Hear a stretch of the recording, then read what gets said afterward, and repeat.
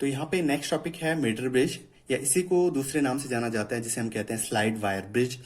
Slide wire bridge इस वजह से कहा जाता है क्योंकि इसमें जो वायर होती है जिसके ऊपर हम एक्सपेरिमेंट कर रहे होते हैं उसके ऊपर जॉकी को स्लाइड किया जाता है, इसी वजह से इस apparatus का नाम दिया जाता है slide wire bridge.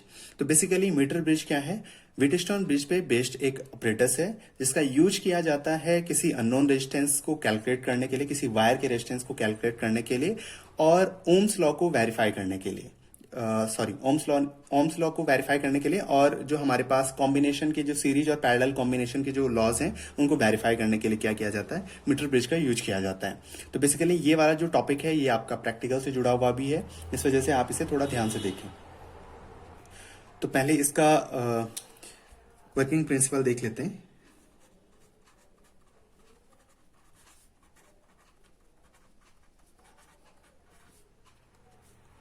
It is based on Wheatstone bridge. तो ये इसका वर्किंग प्रिंसिपल है, सिंपल सी बात है। मैं यहाँ पे फॉर्मूला लिख लेता हूँ, P over Q is equal to R over S। इस फॉर्मूले का हम क्या करेंगे? इस मीटर ब्रिज में यूज करेंगे। अब इसका कंस्ट्रक्शन देख लेते हैं।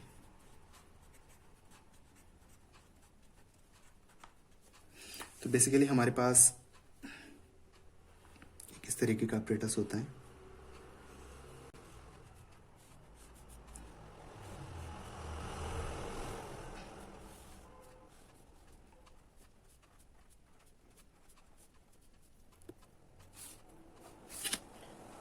तो ये मीटर ब्रिज का apparatus है। बेसिकली ये जो बाहर का दिखाई दे रहा है हमको, ये एक वुडन ब्लॉक होता है, वुडन ब्लॉक। यहां पे ये वायर है, मैग्निन और कॉन्स्टेंटन वायर।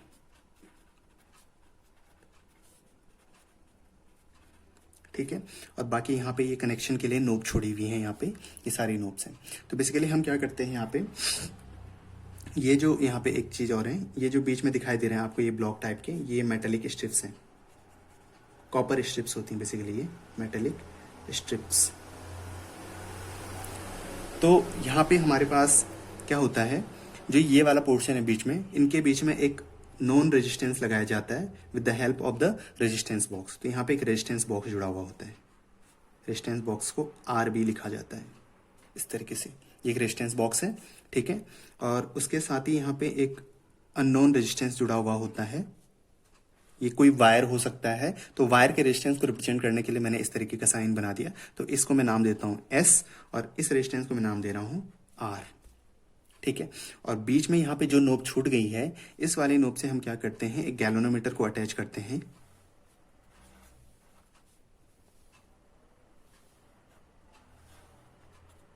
यहाँ पे, और ये वाला जो पोर्शन है वो जॉकी को रिप्रेजेंट करता है, ठीक है। और इन दोनों पॉइंट से वायर के जो दो एंड्स हैं, इनके अक्रॉस एक बैटरी जुड़ी हुई होती है। मैं यहाँ पे बना देता हूं इस तरीके से, एक बैटरी वायर के दोनों एंड्स के बीच में जुड़ी हुई होती है। तो मैं इसको E से रिप्रेजेंट कर लेता हूँ। तो ये क्या है, बेसिकली इसका सेटअप है। अब हम इसके बारे में थोड़ा देखेंगे कि ये किस तरीके से काम करता है। तो क्वेश्चन करते टाइम या जब हम इसको डिराइव कर रहे हैं, तो इस टाइम पे मैं पूरा फिगर नहीं बनाऊंगा, बल्कि शॉर्ट में इसको रिप्रेजेंट करूंगा। तो देखिए किस तरीके से इसको रिप्रेजेंट किया जाता है। ये हो गया आपका यहाँ पे नॉन रेजिस्टेंस R, यानी कि ये वाला रेजिस्टेंस बॉक्स को रिप्रेजेंट कर रहा है। यहाँ पे ये वाला रेजिस्टेंस अननोन रेजिस्टेंस को रिप्रेजेंट कर रहा है। ये जो है ये वायर को रिप्रेजेंट कर रहा है AB, और इसके साथ ही ये होगी आपकी बैटरी जो कि वायर के दोनों एंड्स के बीच में जुड़ी हुई है। तो ये सिंपल सा सेटअप क्या है, जो हमारे पास मीटर ब्रिज का सेटअप है वो है। और यहाँ बीच में एक गैल्वेनोमीटर जुड़ा हुआ होगा जिसका यूज हम करेंगे नल पॉइंट को फाइंड आउट करने में। तो यहाँ पे एक जॉकी है, जॉकी सिंपल सा इस तरीके का हम बनाएंगे। तो अब देखिए क्या है, बेसिकली मान लीजिए हम क्या करते हैं, इस का यूज करते हैं हमारे पास जो अननोन रेजिस्टेंस है इसको कैलकुलेट करने के लिए। तो बेसिकली ये एक सेटअप है जो व्हीटस्टोन ब्रिज से मिलता जुलता है, व्हीटस्टोन ब्रिज ही है बेसिकली ये, ठीक है।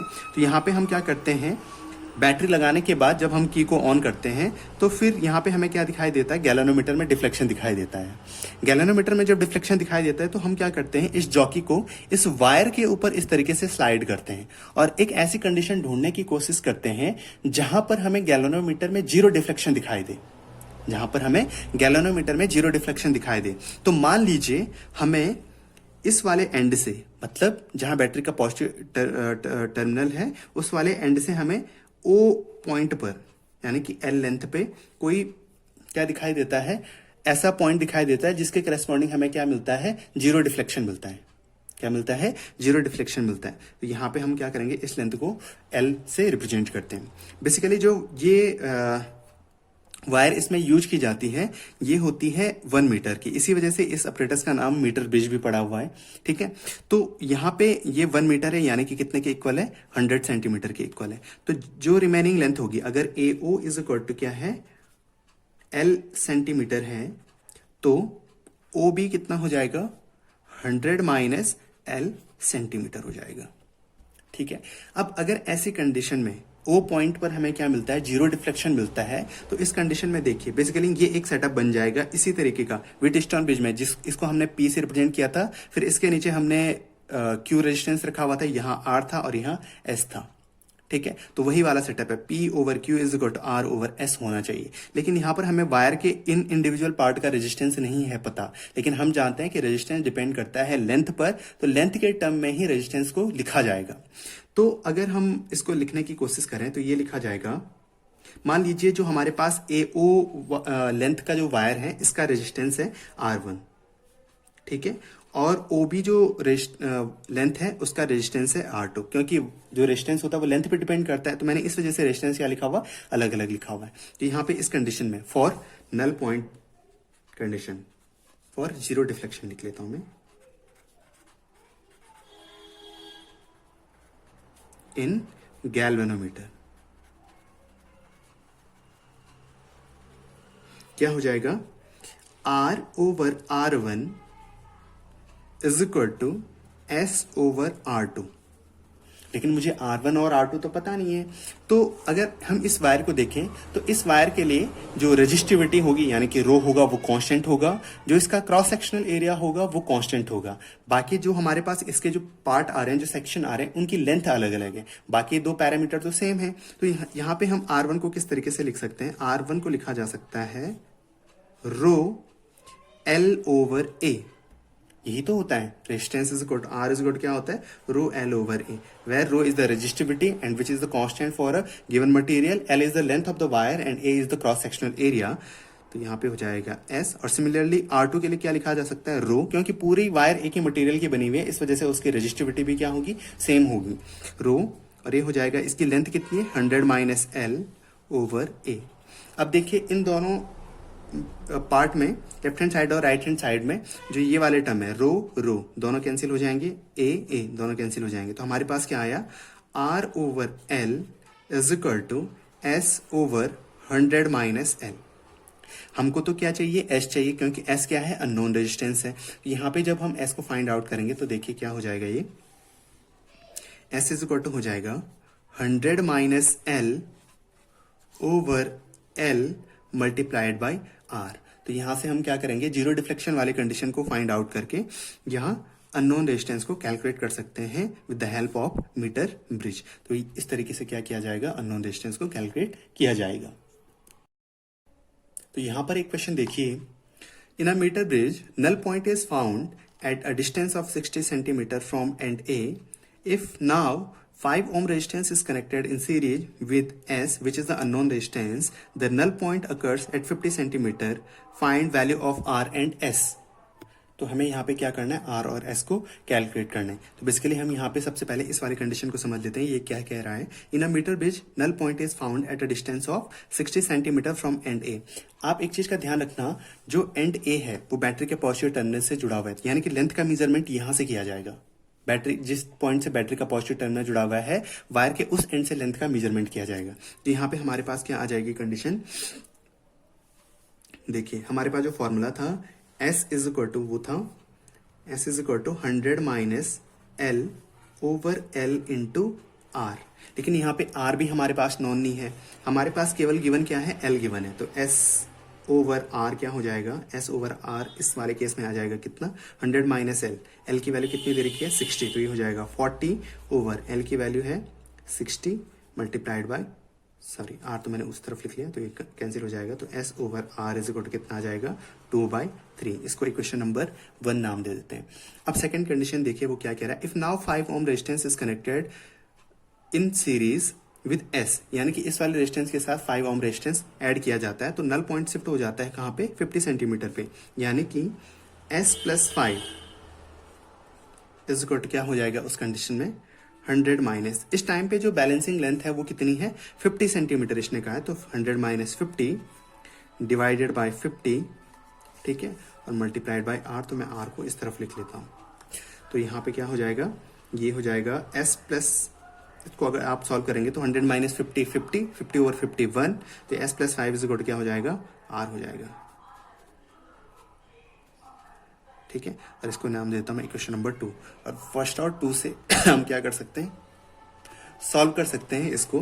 तो आर की जगह हम रखेंगे एस प्लस 5, तो ये हो जाएगा S over S plus 5 is equal to 2 over 3, implies that 3s is equal to 2s plus 10, तो ये हो जाएगा आपका कितना, s is equal to 10 ohm, ठीक है।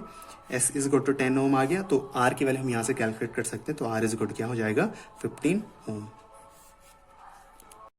सेकंड क्वेश्चन देखिए, in a metre bridge null point is found at a distance of 40 centimeter from end A. If resistance of 12 ohm is connected in parallel with S, the null point occurs at 50 centimeter from A. Find the value of R and S. Same question है last question की तरह, but इसमें जो condition दे रखी है वो जो हमारे पास रेजिस्टेंस गिवन है 12 ओम का, वो पैरेलल में जुड़ा हुआ है न कि सीरीज में। तो अगेन सबसे पहले हम क्या करेंगे, जो फर्स्ट लाइन में जो इसने कंडीशन दे रखी है उसको देखेंगे। In a metre bridge null point is found at a distance of 40 centimetre from end A, यानी कि एल की वैल्यू कितनी है 40 सेंटीमीटर है, तो ये हो जाएगा S is equal to 100 minus L over L into R, कि हम लिख सकते हैं S over R is equal to 100 minus 40 over 40, तो ये हो जाएगा S over R is equal to 60 over 40, यानी कि S over R is equal to कितना आ जाएगा 2/3। इसको हम देते हैं इक्वेशन नंबर 1। इसके बाद हम सेकंड वाले कंडीशन को देखते हैं। ये कह रहा है कि if a resistance of 12 ohm is connected in parallel with S, तो यानी कि इसके पैरेलल में क्या किया जाता है, एक 12 ओम का रेजिस्टेंस इस तरीके से अटैच किया जाता है। तो आपको सबसे पहले इस वाले पार्ट पे क्या करना है, नेट रेजिस्टेंस कैलकुलेट करना है। तो यहाँ पे मान लीजिए एस नेट मैं यहाँ पे लिख लेता हूँ, एस नेट, तो ये हो जाएगा 1 over S net is equal to 1 over S plus 1 over 12, तो ये हो जाएगा 1 over S net is equal to 12 plus S over 12s, तो हमारे पास एस नेट की वैल्यू जो आ जाएगी वो आ जाएगी 12s ओवर 12 प्लस एस, ठीक है। अब इस कंडीशन में क्या कह रहा है, the null point occurs at 50 centimetre from A, तो अगर नल पॉइंट 50 सेंटीमीटर पे अकर होता है तो इस कंडीशन में क्या हो जाएगा, S net is equal to 100 minus 50 over 50 multiplied by R, R में कोई चेंज नहीं किया जाता है। अब एस नेट की वैल्यू कितनी है 12s over 12 plus S is equal to 50 divided by 50 multiplied by R, तो ये केवल आर हो जाएगा। तो आर की वैल्यू इतनी आ गई यहाँ पे, ठीक है। अब हम क्या करते हैं, इस वाले इक्वेशन से अगर आर की वैल्यू मैं यहाँ सब्स्टिट्यूट करूँ तो ये आ जाएगा 3s/2, तो ये हो जाएगा 12s over 12 plus S is equal to, देखिए यहाँ पे आर अगर मैं यहाँ लेके जाऊँ और 3 और 2 को अरेंज करूँ तो ये हो जाएगा 3s/2,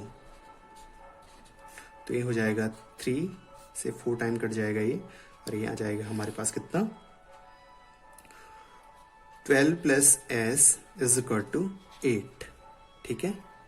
एक छोटी सी गलती कर दी हमने, यहाँ पे ये 3/2 होना था इसमें, ठीक है, तो कोई नहीं, यहाँ पे 2s/3 कर लेते हैं इसको, तो ये हो जाएगा आपका कितना, ये 6 हो जाएगा यहाँ पे,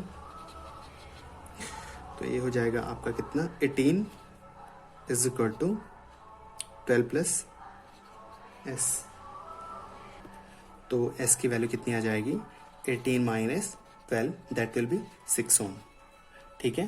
तो एस की वैल्यू कितनी आ गई 6 ओम आ गई। अब अगर आपको यहाँ से एस की वैल्यू मिल गई है तो आप आर की वैल्यू कैलकुलेट कर सकते हैं। तो आर इज इक्वल टू क्या हो जाएगा, हमने यहाँ पे लिखा था आर इज इक्वल टू आया आपका कितना 2s/3, तो 2 इंटू एस की वैल्यू कितनी है 6/3, तो ये हो जाएगा कितना 4 ओम। तो ये आंसर आ जाएगा आपका आर और एस। ठीक है, तो आज के लिए इतना ही। Thank you.